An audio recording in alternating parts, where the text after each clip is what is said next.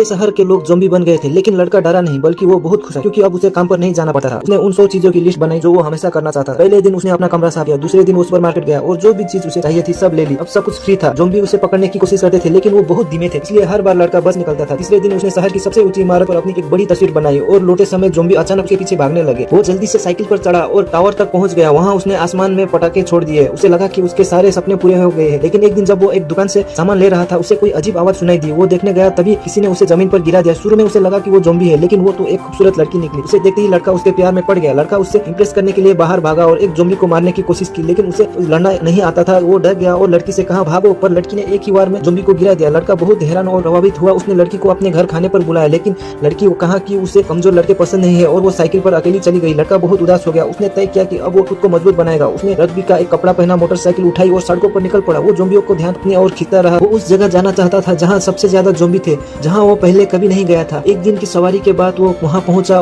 वहाँ बहुत सारे ज़ॉम्बी घूम रहे थे। लड़के ने एक आइडिया सोचा। ज़ॉम्बी उसे देख चुके थे और उसकी ओर बढ़ रहे थे। लड़के ने एक छोटा स्पीकर निकाला, उसे पास में फेंक दिया और म्यूजिक चला दिया। सारे ज़ॉम्बी आवाज की तरफ चले गए और लड़का सफलतापूर्वक उस सड़क के अंदर पहुंच गया।